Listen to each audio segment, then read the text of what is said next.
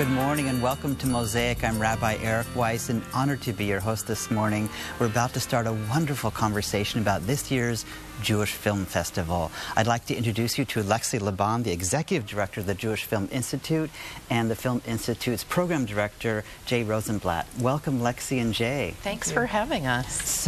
It's so wonderful to have you every year. So let's just jump in and say what's new with the Film Festival, and you have a new name, the Jewish Film Institute. Yes, we have a new name. For many, many years, we've been doing much more than our signature annual Summer Film Festival. We do a lot of year-round programs. We do online global exhibitions. And we really felt that in celebration of our 35th anniversary year, it was time for a little reinvention. So the Jewish Film Institute is now the umbrella name for the media arts organization that brings the Jewish Film Festival to San Francisco. So 35 years. What are some of the sub-themes? I know every year you have a Freedom of Expression Award for a director, so fill us in on what this year's festival looks like. Well, this is actually a really wonderful year for our 35th anniversary, and we have some new things. One of our new things is we've added a new local spotlight, and unbelievably the star of the local spotlight is one of the co-founders of the Jewish Film Festival. Janice Plotkin is coming with her new film that she produced called Plastic Man, The Artful Life of Jerry Ross Barish. And Jerry Barish was one of the first donors to the Jewish Film Festival. Jerry Barish of Barish Bail Bonds, who also makes wonderful art out of plastic. So that's something new that's happening this year. Beautiful. And every year you're around the Bay Area, but I think this year you've added a different location in the Bay Area. Well, we did. So we have a new Oakland venue, and it's really beautiful. It's the Lakeside Theater, which overlooks the beautiful Lake Merritt. And we've added an Oakland opening night, which will be a great film, Peggy Guggenheim, Art Addict. And it features Peggy Guggenheim, who had a wonderful collection of modern art, and she was also very eccentric and forward-thinking, a woman of her day. And so we'll be doing that on August 7th at the Lakeside Theater in Oakland, along with a new party in the reception area overlooking Lake Merritt. In other words, you're in Palo Alto at Cine Arts, you're in San Francisco at the Castro. Yeah, and we're at in Marin at the Rafael. We're at the California Theater in Berkeley. So, remind us again the dates. So we kick off on Thursday, July 23rd, and our closing night at the Castro is Sunday, August 2nd. And then we're out in Marin, Berkeley, and Oakland through August 9th. Wonderful. So we're going to end this particular segment with a clip from one of the films. But before we get there, can you just talk a little bit about how do you decide the themes? How do you decide what films to present to the public? Well, you know, our first criteria is the quality of the work that's coming in each year. And through that process, themes start emerging. And this year we have several kind of spotlights. We have a spotlight on Judith Helfand, the documentary filmmaker. We have also a kind of a sidebar that deals with conflict films, which we'll talk about a little bit later. Some films get submitted through Without a Box, and other ones we pursue. We go to different festivals throughout the year, Sundance, Berlin, Tribeca this year, and we find films. And we track filmmakers through their careers, so we know what filmmakers that we've shown, we know what they're working on, and we see how they're doing and try to get an early look at work. So we're going to bump out of this segment with a clip from a film called Doe. Why don't you go ahead and set it up as we... It's our opening night film at the Castro on the 23rd of July. It stars Jonathan Pryce, who many people will probably remember from the film Brazil. He's also right now one of the stars of Game of Thrones. And he plays a Jewish baker in England whose business is kind of going down. and he takes an apprentice into his bakery, and the apprentice accidentally spills some substance, marijuana, into the dough, and the business really takes off. So let's look at a clip of dough.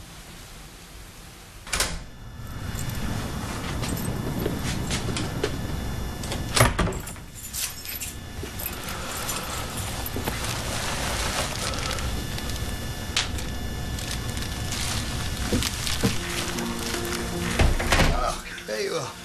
Today, you bake.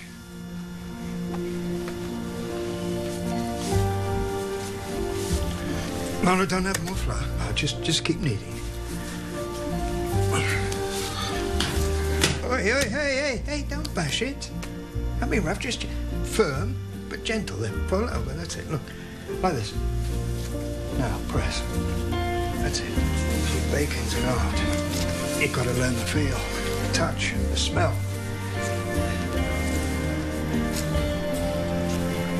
Go on, that's it, keep going.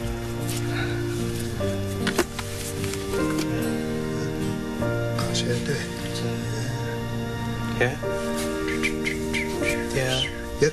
What do I do at the end? That's it, just crunch it together. All right? Not bad. Your first challah.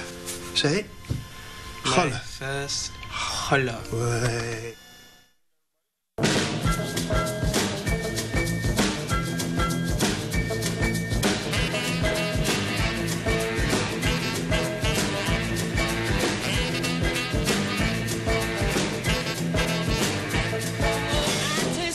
Baby, you should know. I say it once, twice, I say it nice and slow, yeah. Hey, now listen up and listen real close, baby. The band is out on the field! I want...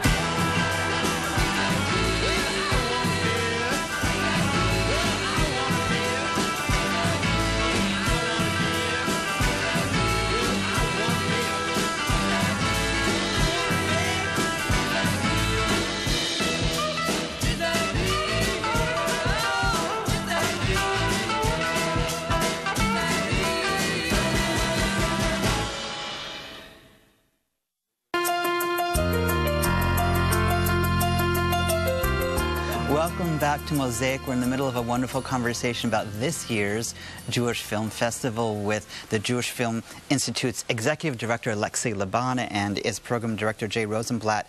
So let's continue with some conversation about what some of the sub-themes are for the film festival this year. Yeah, well, part of our mission is to really inspire dialogue about today's most relevant issues, and always relevant in the Jewish community is the Israeli-Palestinian conflict. So we have a sidebar this year called Bridges and Barriers, Israeli and Palestinian Filmmakers Frame the Conflict, and 8 films are a part of this sidebar. So people can see the films throughout the festival, and then on Sunday, the 31st of July, no, sorry, I think it's Saturday. Yeah, the 1st of August, we have a panel discussion featuring 3 of the filmmakers, and the panel discussion is going to be moderated by Janine Zakaria, who is a Middle East analyst. So she'll be doing a panel discussion at the Castro, and people can come with their questions for the filmmakers.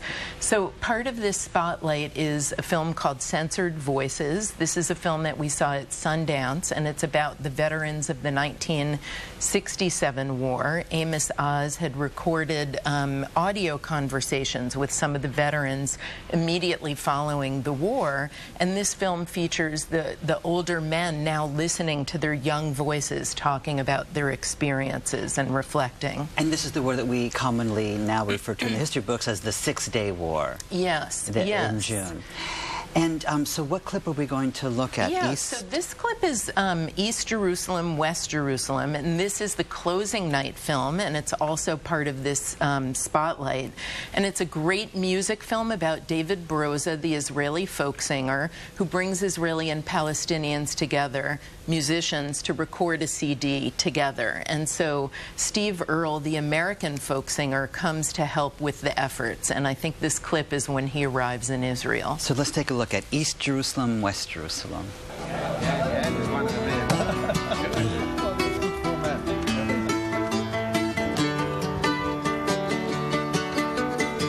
I had heard that he was talking about this record. He's been talking about this for a long time. Turns out that Steve Earle had written an album called Jerusalem and was always fascinated with Israel, Palestine. I've never been to Jerusalem. It was a chance to go to Jerusalem, and I wrote Jerusalem. I believe in one fine day all the children of Abraham will lay down the swords forever in Jerusalem. Sing it the way you want to sing it. Don't let me. Now you know you're changing the chords there. Do you know that? I don't have a guitar here, but it's like, yeah, everybody should see your guitar. Beautiful. You know, the film festival is so powerful in the way it educates the community using an art form to issues that are potent and complex, and in some ways use the art form as a way to actually let people talk about the depth and breadth of these really, really important issues, and in this case, what's happening in the Middle East. I know also in that vein that you every year have a Freedom of Expression Award for a director who has contributed from that art form to those kinds of issues in the world. And so what's new with this year's Freedom of Expression Award? Well, this year we have many films directed by women in the director's chair. Both our centerpiece films are directed by women. One is by Abigail Disney. She's a very famous documentary producer, and she made a film called The Armor of Light, which is a fantastic film, and that deals with the issue of gun violence. And we also have our centerpiece narrative film. It's called My Shortest Love Affair by Karen Albu, who did the closing night film several years ago. When you use the word centerpiece, what do you mean in the context of the film? It's kind of midway through the Castro run, and it kind of highlights two films, a documentary and a narrative that we want to call attention to. And then Freedom of Expression, which you brought up, we're very honored this year to give the award to the actress and director Lee Grant, who many people will remember from the film Shampoo. She won an Academy Award. That was with Warren Beatty, and she plays one of the women that he gets involved with.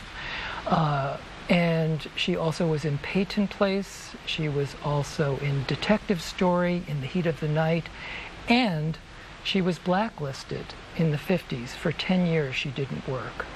And later in her career, she became one of the first women directors, and she directed a film that we're highlighting because it's the 35th anniversary of that film as well as our festival, and that film is called Tell Me a Riddle, and it stars Melvyn Douglas. And we're showing that. We're having Lee Grant here. She's going to sign copies of her memoir, I Said Yes to Everything, and we'll have like a close to an hour discussion on stage with her, and she'll be in conversation with one of the producers of Tell Me a Riddle. How wonderful. You know, when we come back from our break, maybe we can talk a little bit about some of the educational aspects. You mentioned that Lee Grant was blacklisted, and it's interesting that Melvyn Douglas's wife, Helen Gahagan Douglas, at one point ran against, at that point in time, Richard Nixon in Southern California for Congress, and was that election in that particular time was caught in the contemporary world of blacklisting. It'd be very interesting. Yes. So join us in just a moment when we come back here to Mosaic.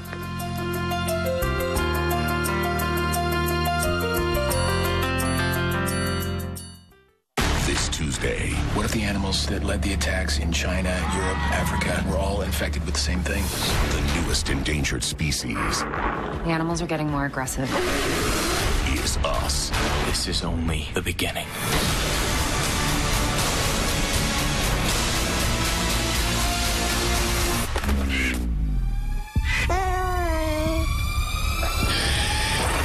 Summer's #1 new drama continues. New CBS Tuesday. Feeding time has never been more fun. The first 250 guests to bring fruits and veggies get a golden ticket to help feed the elephants. Oakland Zoo's Feast for the Beasts. Saturday, July 25th. A community message from KPIX5. You want to feel connected, informed, included, inspired. So when important things happen, we're here. Your local TV and radio broadcasters. America's #1 source for news, weather, and information. On every screen in your life. We are broadcasters. Always here for you. Wherever here may be.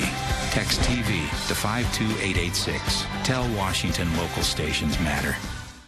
At the end of the broadcast, I'm most proud of what we have done as a team. This is the ultimate team sport, television news, and all of the people that have contributed to that night's broadcast, people who have risked their lives to tell the news and to deliver to the American people the highest quality news broadcast in the world today. That is a very satisfying feeling.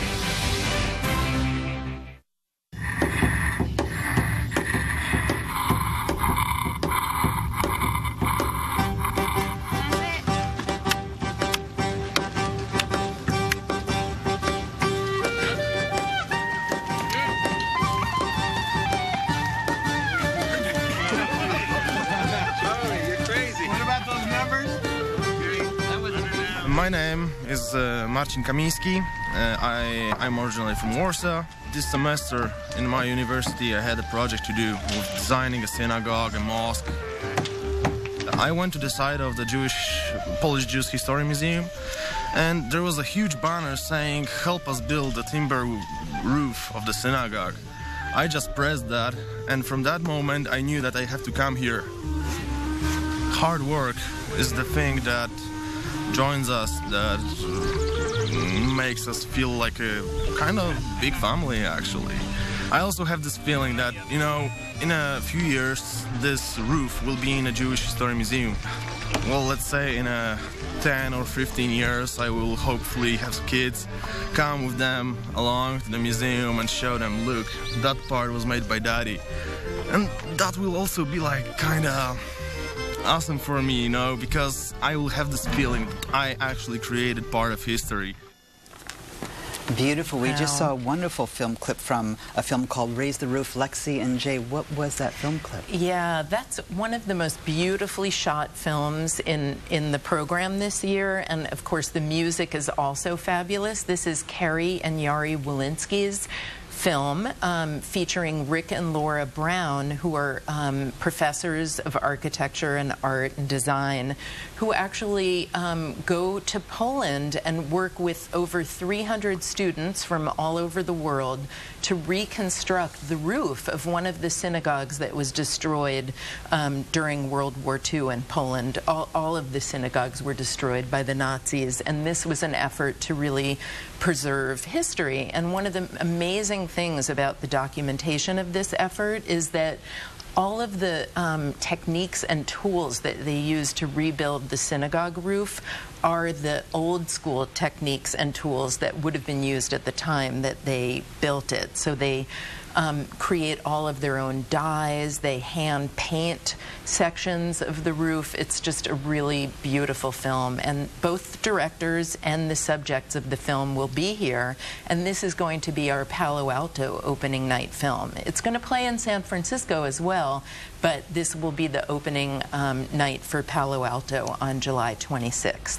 So, you know, again, the art form is so powerful, and in this case it's a documentary. Do you know by chance, in this particular case, did the project guide the formulation of the documentary itself, or was it the other way around? In other words, this is a project that could have happened and never been filmed and been isolated to the experience of those kids, those families in Poland, but because somewhere along the line it became a documentary, we have it for the entire world. So do you, it's a kind of a chicken and egg question, but do you know? I think the project started first. It was not made for the film. It's the other way around. And luckily the filmmakers had amazing access. It's a very, very inspiring film.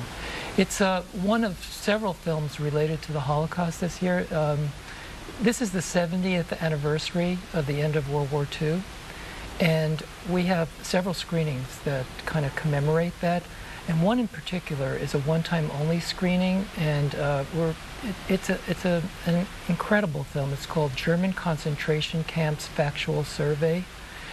And this is a film that was supposed to be released in 1946 and shown to the Germans to see just what happened, like confront them with what happened. But it was shelved right before it was to be released because they felt at the time that the Anglo-German relationships were more important to kind of put that in the past and not dredge it up. But this is a film that Alfred Hitchcock actually consulted, edited on.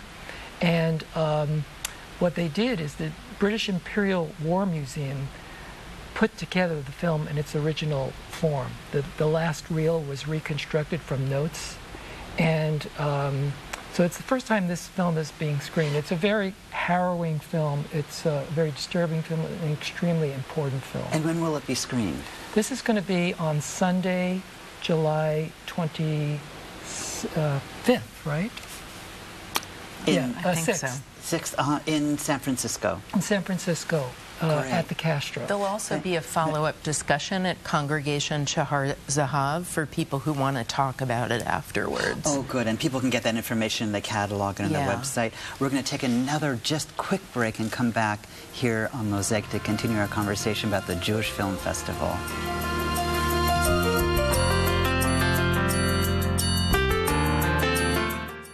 Despite the protests, tons of coal could still be coming through Oakland. We've learned there are negotiations to try to reach a compromise. There are a lot of valid health and safety concerns. Contractors tapping into fire hydrants. We discovered they're using portable meters and... They do not get a discount. They're built at the same rate. Plus, it's not your typical summer camp. It's hands-on and in a hospital. You saw it all. But only if you watched KPIX 5 News. There are oceans and rocks, places where fish swim and birds fly, where mountains spring up and trees and grass grow all around. History is made, art is created, things happen that should always be remembered. Heroes emerge. A woman sets people free. A man makes light. A leader steps forward. People get together. They help each other out. They make their own places to run and play and contemplate the universe. There's pride and gratitude and fun. It belongs to everyone. It can be a place, a feeling, a state of mind. So get up, get out there, and find your park.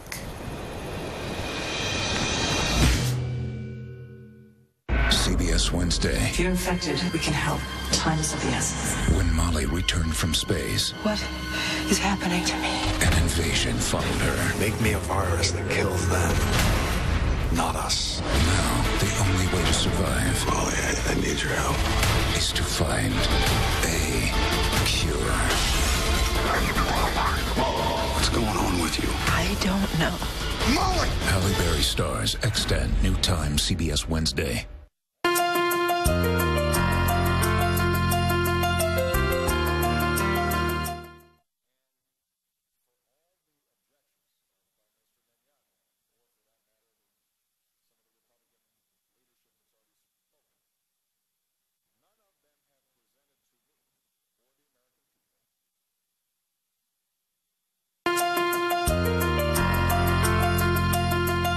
Welcome back to Mosaic. I'm Rabbi Eric Weiss. We're in the middle of a wonderful conversation about the Jewish Film Festival. About to end that conversation, actually, with Lexi Laban, the executive director of the Jewish Film Festival, and Jay Rosenblatt as program director. So, Lexi, fill us in as we conclude our conversation with whatever else is left for us to understand about the film festival this year. So comedy and lighter side, this is also a part of the festival experience, and we've got some great films that feature New York themes. So we have Famous Nathan's, about Nathan's hot dogs. So you can take a trip to Coney Island with us. The filmmaker Lloyd Handwerker will be here, and he's the grandson of Nathan. So it's a really great window into a famous family business. And then we've got an incredible event for Berkeley Big Night. We're showing a film about New Yorker cartoonists. So for those people that enter the contest every week with their captions for New Yorker cartoons, this is not to be missed. It's called Very Semi-Serious by Leah Wolcock, and it's going to be Berkeley Big Night at the California, and we'll have one of the cartoonists, BEK, Bruce Eric Kaplan, there with us, and he'll be signing his book, his new memoir, I Was a Child, at the Berkeley Big Night party, which is happening at the Brower Center. And it's very light and wonderful and really features some of the most creative minds of the New Yorker cartoon clan. That's wonderful. And so for folks who want to get tickets this year, they go to the website? Yeah, at sfjff.org, or you can call our box office if you want to talk to a live person at 621-0523. And folks can get individual tickets, they can get numerous tickets, or they can get a season pass. There's a lot of passes now. We have a Palo Alto pass, a Marin pass, we've got an all-festival pass, we've got a young adult pass, which is the best deal. It's called our Next Wave Pass. It's $35, and it gets you into all regularly priced screenings if you're 35 and under. And we also have a Tikkun Olam Take Action Day Pass, which is a day of social justice films at the Castro on Friday, July 31st. Wonderful. So, Jay, we're about to end, believe it or not, but we're going to end with one last clip. Why don't you set us up? Okay, well, this is one of our higher profile films. It's called When I Live My Life Over Again. It's showing only once at the Castro. The director, Bob Edwards, will be joining us, and it stars Christopher Walken. It has a great young actress named Amber Heard and Oliver Platt. Wonderful. And it's kind of a story between an aging crooner played by Christopher Walken and his young singing daughter and their kind of father-daughter relationship. Here we go. Let's take a look. Yo, everybody downstairs, chop, chop. You all right?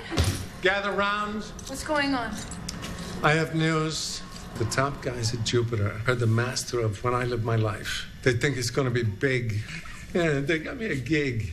Test run live. Special guest for an act called The Flaming Lips. Wait, you're opening for the Flaming Lips? That is huge. That's ridiculous. Flaming Lips, they're terrific. I love them. Okay, for starters, it's called the Flaming Lips. Not the Flaming Lips. The Flaming Lips. Flaming Lips. Flaming Lips. Do you even know this band at all? No. Okay, let me fill you in. The Flaming Lips, their fans are not your fans. If they're asking you to open up for them, they're doing it out of some sort of ironic hipster goof. Jude, beware the green-eyed monster.